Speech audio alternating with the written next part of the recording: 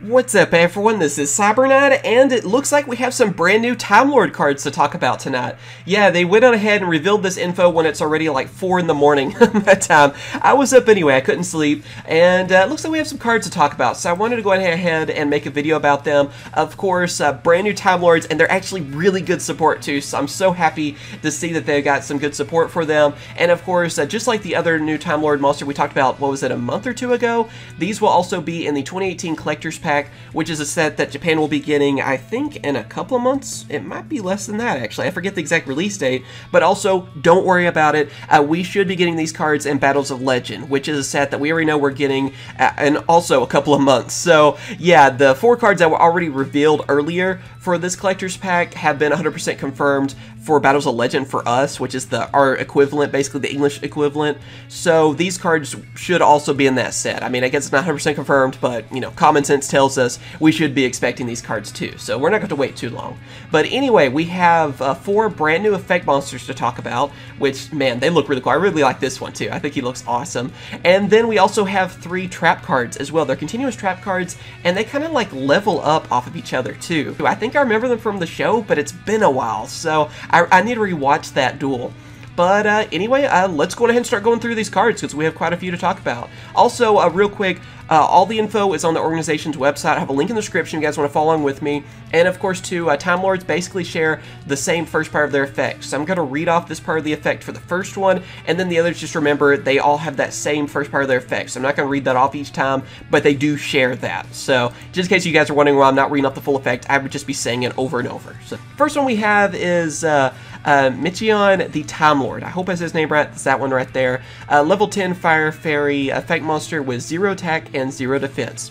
Anyway, its effect is, cannot be special summoned from the deck. If you control no monsters, you can normal summon this card without tributing. Cannot be destroyed by battle or card effects. You take no battle damage from attacks involving this card. At the start of the battle phase, if this card battled, half your opponent's life points. Once per turn during your standby phase, shuffle this card into the deck. Oh yeah, real quick too, that is also a part of their effect that they all share as well, where at the standby phase they get shuffled back into the deck. But anyway, the part about this card that's actually, you know, his own effect is this one right here, and that's actually pretty scary when you think about it. Just at the end of the battle phase, if this card battled you half your opponent's life points, think about that, especially later on into a duel. I mean, even at the beginning, you're sending their life points from 8,000 to 4,000, but later in a duel too, and think about what people are using nowadays with, we have Solemn back, we actually have Solemn Judgment, and then there's also like Destrudo and stuff too that can half your life points, and then using a card like this to do that even further. That's pretty insane. I mean, your opponent's going to lose a lot of life points, and that will also make them think about activating those other cards too. So, straightforward effect, but that's kind of terrifying. And then next up we have Heron the Timelord, which is obviously this one right here. Level 10 Earth Fairy effect monster, 0 attack, 0 defense, all the same on that. Anyway, though, the part of the effect that she has that's different from the others is that at the end of the battle phase, if this card battled, activate this effect. If your current life points is lower than your opponent's life points, inflict the difference as damage to your opponent. Yeah, so if you actually have lower life points, you're just doing some serious damage to your opponent. So with some of the other cards too, they work along with this. But again, I guess you could use, you know, some other things to lower your own life points and then just inflict that damage to your opponent. I mean, since you're actually inflicting damage too, that could be a game-winning effect from that. Because if there is a big difference and let's say they don't have much life points left, boom, there you go. I mean, that could potentially be something like, you know, thousands of damage to your opponent from an effect like that. So if you're using that right, I mean, yeah, you're going to definitely burn your opponent's life points, and like I said, that can be potentially like a game-winning card right there too. So again, it's just insane. I feel like that's the best way to describe these. After that, of course, we have Raphael the Timelord. That is this one right here. Level 10 Wind Fairy. Again, effect monster, attack 0, defense 0. Yeah, they all share that too, but since their attributes are different, I thought I would just read it off, just because. But anyway, the effect that it has that is different is, at the end of the battle phase, if this card battled, inflict damage to your opponent equal to the attack of one face-up monster your opponent controls that this card battled this turn. So basically this card is kind of like Flame Wingman, or that's the one it reminds me of, you know, where you are, you know, you're battling your opponent's monsters. Oh yeah, by the way, that attack that monster had, that goes out of your life points. So that's the reason it kind of reminds me of Flame Wingman. So with that, your opponent's gonna definitely feel bad if, or afraid, I should say, if they have a high attack monster on their side of the field, because yeah, I mean, they're gonna just take that damage instantly. It's like a magic cylinder, even, if you want to think of it like that. So with that, you're just like, oh yeah, you know that strong monster you have? Just take damage from it. That is, again, some serious burn damage, too. I mean, just being able to do that. Remember, too, you are able to normal summon these cards without tributing. They're Time Lords, too. I want people to realize that. If you haven't seen Time Lords played, I feel like I should say that, because the way that these cards get on the field so easily and do something like that is ridiculous, too. And then just keep coming back over and over. So when you're doing burn damage like that, again, it's the best way to describe it is it's insane, and you're going to do some serious burn damage to your opponent where it's like a game-winning effect too from that. So I can see already replays where this card's going to like just run over and basically like I said, Magic Cylinder or Flame Wingman your opponent and win the duel. So yeah, that's actually really scary. After that, our last monster, our brand new Time Lord, is Gabrion the Time Lord. I hope I said that right. Anyway, same stats on this one, except this one is water attribute, obviously. It's this one right here, which I think looks the coolest.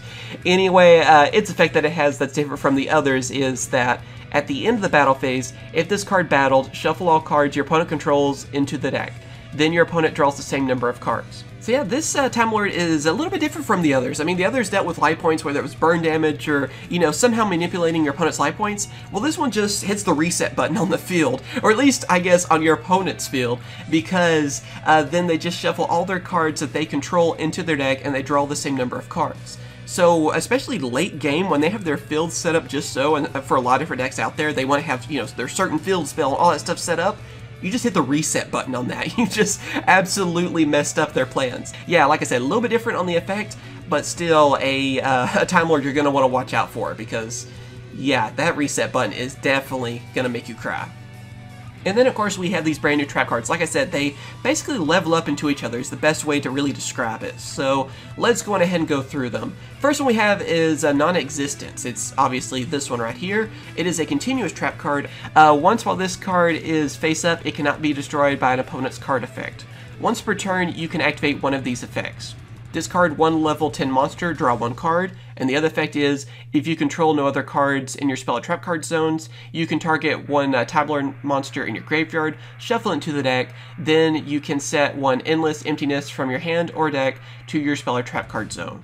So yeah, as you guys can see from this card, you have two different options what you can do with it. You can discard one level 10 monster, which obviously one of your Time Lords, and draw a card. Or you can actually like evolve this card, like level it up into the next form, which is like I was saying earlier, that's the kind of effect they have, which then you can set Endless Emptiness, which is this one right here, we're about to talk about it, from your hand or deck to your spell trap card zone. So then it's another one you can get on your side of the field.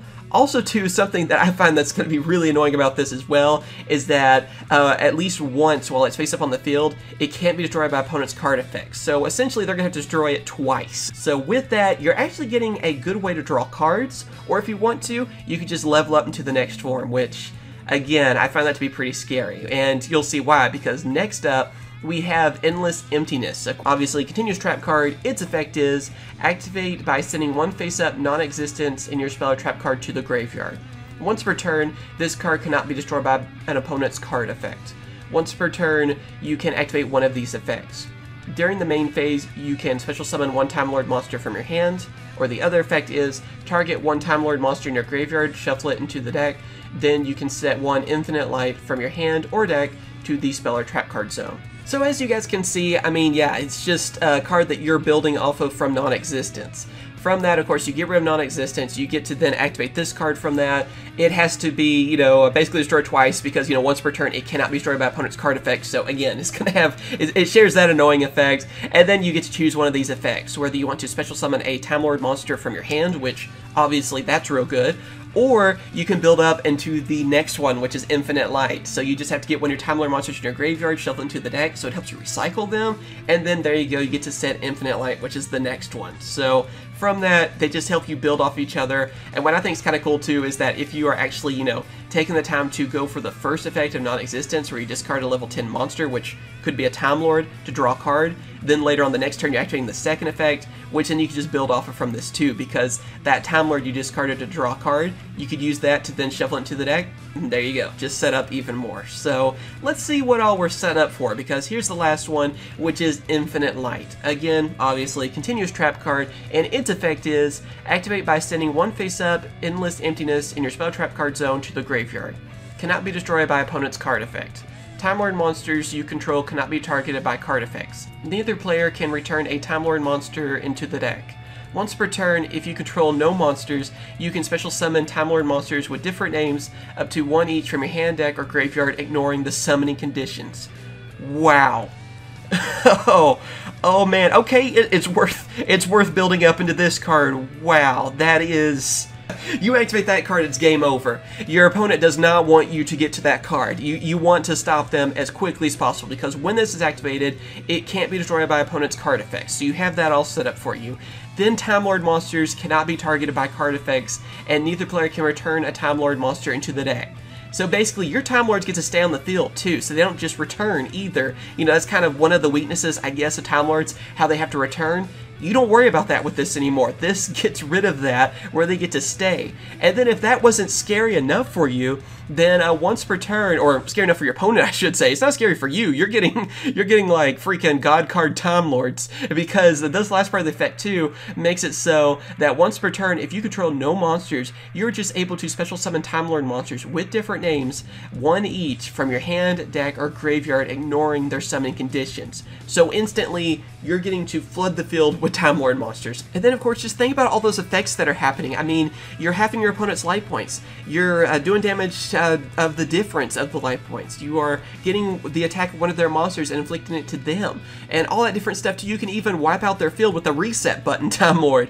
It is completely insane with this. And if you're using this card, if you build up to it, and especially using these brand new Time Lords, you are definitely going to do some serious burn damage to your opponent. And it's just game. I mean, honestly, I feel like if they are able to get to Infinite Light, it's over. You have a couple of turns to stop it, but if you don't, it's lights out. I mean, no pun intended. You know what, pun intended. It's 4 in the morning, pun intended.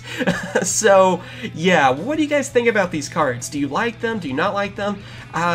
They're insane. Honestly, I think Time Lords are getting some really great support, and I can't wait to see what they're going to do. Although I don't want to go up against them, I'm definitely going to have to try and build Time Lords, because, yeah, this support is just ridiculous for them, and I can't wait to see what they're going to do from it. So let me know what you guys think, of course, down in the comments below, and of course be sure to hit that like button. Since I stayed up late, I mean, come on. It shows that I really care about you guys, and got the news to you guys really early on that too. So please hit that like button, subscribe for more Yu-Gi-Oh news. Thanks for watching, and of course I will catch you guys later. See ya.